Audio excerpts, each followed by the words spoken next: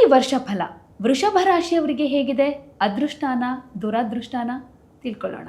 ಯುಗಾದಿ ಭವಿಷ್ಯ ವೃಷಭ ರಾಶಿಯವರಿಗೆ 2026 ಹೇಗಿರುತ್ತೆ ನೋಡೋಣ.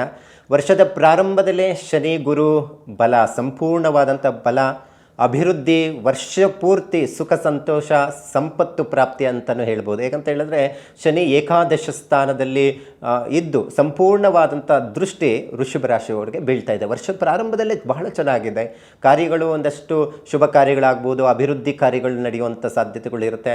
ಅದರಲ್ಲಿ ಒಂದಷ್ಟು ಬಿಸ್ನೆಸ್ ಅಂತ ನಾವು ನೋಡೋಕೆ ಹೋದರೆ ಕಬ್ಬಿಣ, ಆಟೋಮೊಬೈಲ್ ಸಂಬಂಧಪಟ್ಟಂಥ ಬಿಸ್ನೆಸ್ಸಲ್ಲಿ ಇರುವಂಥವ್ರಿಗಂತೂ ವ್ಯವಹಾರದಲ್ಲಂತೂ ಉತ್ತಮವಾದಂಥದ್ದಿರುತ್ತೆ.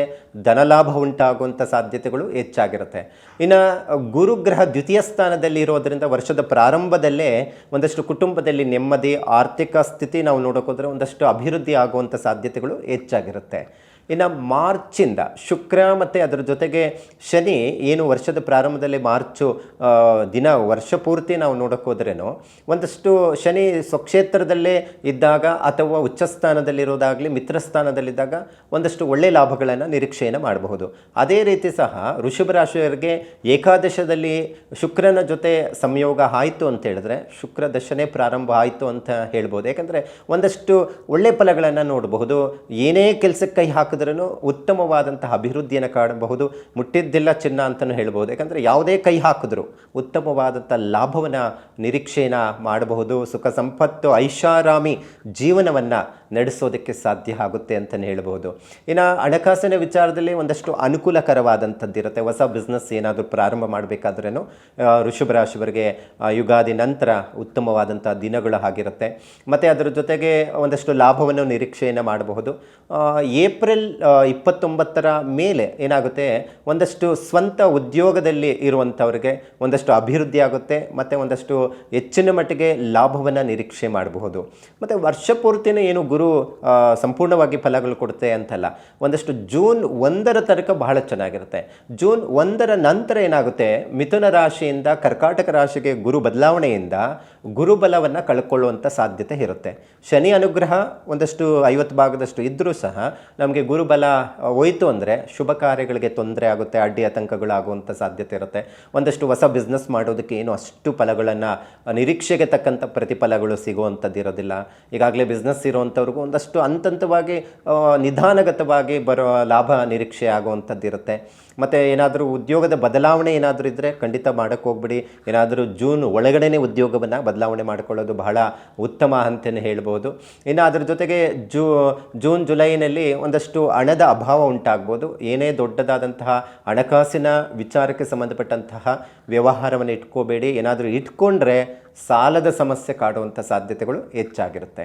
ಇನ್ನು ಆಗಸ್ಟ್ ತಿಂಗಳಲ್ಲಿ ಹೇಗಿರುತ್ತೆ ಅಂತ ನಾವು ನೋಡೋಕ್ಕೋದ್ರೆ ಈ ಆಗಸ್ಟ್ 5ರ ಮೇಲೆ ಶುಕ್ರ ಬದಲಾವಣೆ ಕನ್ಯಾ ರಾಶಿಗೆ ಹೋಗ್ತಾ ಇದ್ದಾನೆ. ಯಾಕಂದರೆ ಶುಕ್ರ ಯಾಕೆ ಮಹತ್ವ ಕೊಡಬೇಕು ಅಂತ ಹೇಳಿದ್ರೆ ವೃಷಭ ರಾಶಿಯವರಿಗೆ ರಾಷ್ಟ್ರಾಧಿಪತಿ ಶುಕ್ರ ಆಗಿರ್ತಾನೆ. ಏನಾದರೂ ಉಚ್ಚಸ್ಥಾನದಲ್ಲಿದ್ದರೆ ಶುಭ ಫಲಗಳನ್ನು ಕೊಡುತ್ತೆ. ಅದೇ ನೀಚ ಸ್ಥಾನಕ್ಕೆ ಹೋದಾಗ ಒಂದಷ್ಟು ಸಮಸ್ಯೆಗಳು ಎದುರಾಗುವಂಥದ್ದು ಇರುತ್ತೆ. ಆ ತಿಂಗಳು ಪೂರ್ತಿ ಏನಾಗುತ್ತೆ ಅಂದರೆ ಒಂದಷ್ಟು ನೆಮ್ಮದಿ ಹಾಳಾಗುವಂಥದ್ದು ಇರುತ್ತೆ. ಅದರಲ್ಲಿ ಪ್ರಮುಖವಾಗಿ ಸ್ತ್ರೀಯಿಂದ ಅಂದರೆ ಹೆಂಡತಿಯಿಂದ ಆಗ್ಬೋದು, ಮಗಳಿಂದ ಆಗ್ಬೋದು, ಅಥವಾ ದಾರಿಯಲ್ಲಿ ಯಾರೋ ಹೋಗ್ತಾ ಇದ್ದಾರೆ ಅವರಿಂದ ಏನೋ ಸಮಸ್ಯೆಗಳು ಬರುವಂಥ ಸಾಧ್ಯತೆ ಇರುತ್ತೆ. ಒಂದಷ್ಟು ಶುಕ್ರ ನೀಚ ಸ್ಥಾನದಲ್ಲಿದ್ದಾಗ ಒಂದಷ್ಟು ಮಾನಹಾನಿ ಆಗುವಂಥ ಕೆಲಸಗಳು ಆಗುವಂಥದ್ದು ಇರುತ್ತೆ.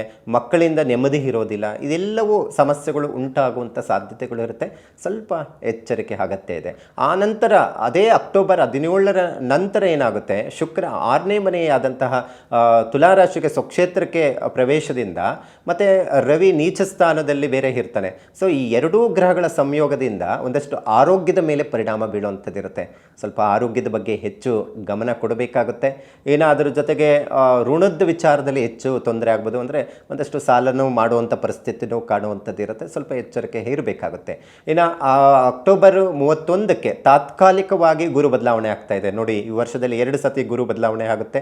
ಅದು ಜೂನ್ 1ನೇ ತಾರೀಕು ಮತ್ತು ಅದರ ಜೊತೆಗೆ ಅಕ್ಟೋಬರ್ 31ನೇ ತಾರೀಕು ಬದಲಾವಣೆ ಆಗೋದ್ರಿಂದ ವೃಷಭ ರಾಶಿಯವರಿಗೆ ಕರ್ಕಾಟಕ ರಾಶಿಯಿಂದ ಸಿಂಹರಾಶಿಗೆ ಬದಲಾವಣೆಯಿಂದ ಚತುರ್ಭಾವ ವಿದ್ಯಾರ್ಥಿಗಳ ವಿಚಾರದಲ್ಲಿ ಒಂದಷ್ಟು ಹಿನ್ನಡೆ ಉಂಟಾಗುವಂಥದ್ದಿರುತ್ತೆ. ಸ್ವಲ್ಪ ಜಾಗ್ರತೆ ವಹಿಸಬೇಕು ಓದೋ ಮಕ್ಕಳಂತೂ. ಮತ್ತು ಅದರ ಜೊತೆಗೆ ಕೇತು ಜೊತೆ ಗುರು ಸಂಯೋಗ, ಇದರಿಂದ ವಿದ್ಯಾಭಂಗ ಉಂಟಾಗುವಂಥ ಸಾಧ್ಯತೆಗಳು ಕಂಡುಬರುತ್ತೆ.